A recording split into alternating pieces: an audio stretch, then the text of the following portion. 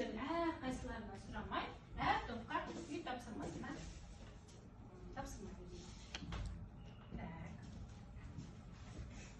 Тапсырманы топта орындайсыңдар, жылдам орындайсыңдар.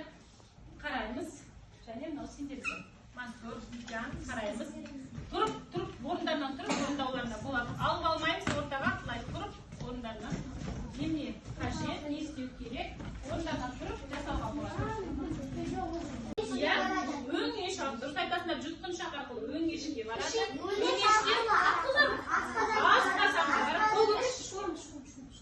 асқазан, иә қайта ғой, тез. Асқазанда не істейді? Дұрыс айтасың, дұрыс. Асқазанда дұрыстап қорытылады. Одан кейін қайда барады? Қайда кетті? Аш ішекке барады. Дұрыс айтасың. Аш ішекте тамақ не істелінеді? Мансұр? Аш ішекте тамақ қан? Құнарлы заттар қанға өтеді. Өте дұрыс. Құнарлы заттар қанға өтеді екен. Иә, Мансұр? Тамаша. Ал одан кейін қайда барады? Тоқ ішекке барады. Тоқ ішектен қандай қызмет атқарады? Су сіңіріледі. Дұрыс айтасыңдар. Суға сіңіріліп, одан кейінгі қалдық заттар не істейді? Не арқылы? Тікішек арқылы сыртқа шығарған. Дұрыс айтасыңдар. Міне, тікішек арқылы сыртқа шығарған барлығын өткен сабақта көрсеткен болдыңыз. Иә, ол өздерімен көрінеді. Тамаша балалар, ас қорыту жүйесін жақсы түсінгенсіздер. Ал енді мынандай сұрағым бар. Ол үшін барлығымыз маған қараймыз. Сендер қанша уақыт демдеріңді ұстай аласыңдар? Немен? Қанша уақыт болуы мүмкін? Біреулер секунд, біреулер минут, иә? Тамаша. Жақсы. Ал енді барлығымыз байқап көрейік. Ең алдымен ауаны жұтамыз да, демімізді ұстаймыз.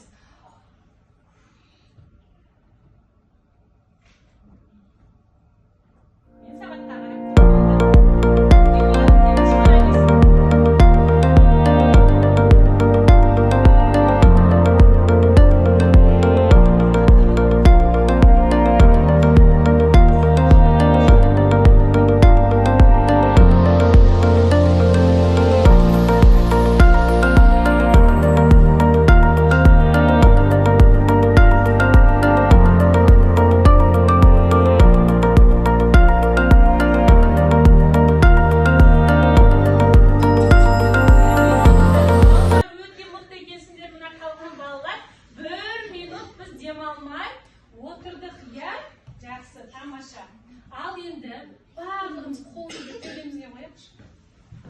Кеудемізге қойдық.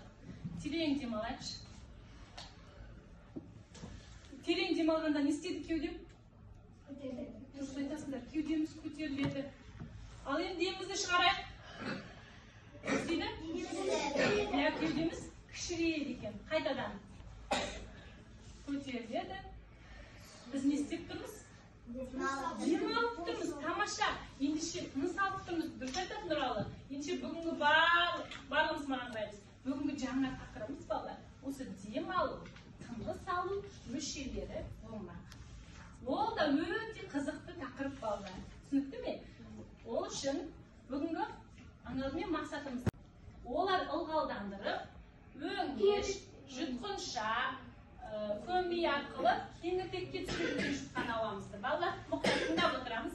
Кеңірдекте де дұрыс айтасыңдар шырышты заттар болғандықтан ол да жұтқан ауамызды жылытады, тазартады, ылғалдандырады да. Кеңірдектің астыңғы жағында екі ауа тамырлары бар. Ona екі өкпе қайда барады? Өкпемізге апаратын, өкпемізге апаратын ауа тамырлары арқылы өкпемізге ауа не істейді? Тап-таза ауа болып жетеді екен. Түсінікті ме балалар? Қазір оны айтамыз. Тамаша. Қайтадан бір қайталап өтейік. Мұрын арқылы демалады.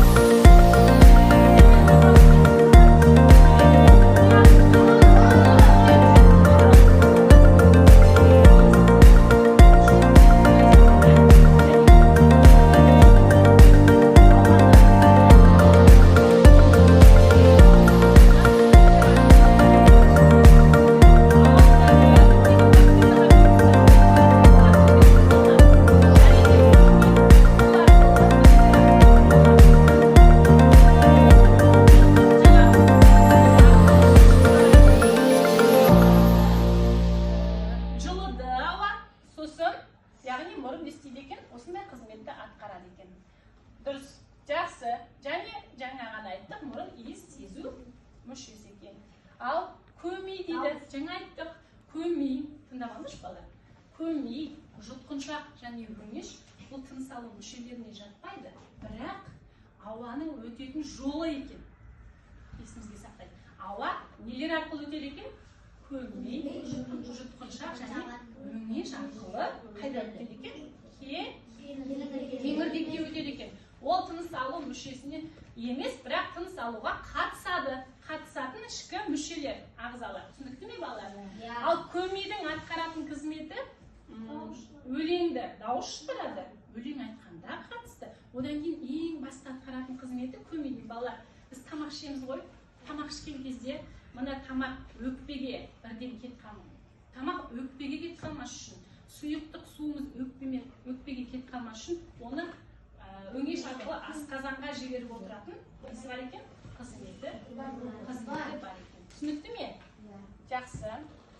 Одан кейін кеңірдек дедік балалар. Кеңірдек. Ал кеңірдегіміз қандай? Дұрыс айтасың, ауа өткізеді.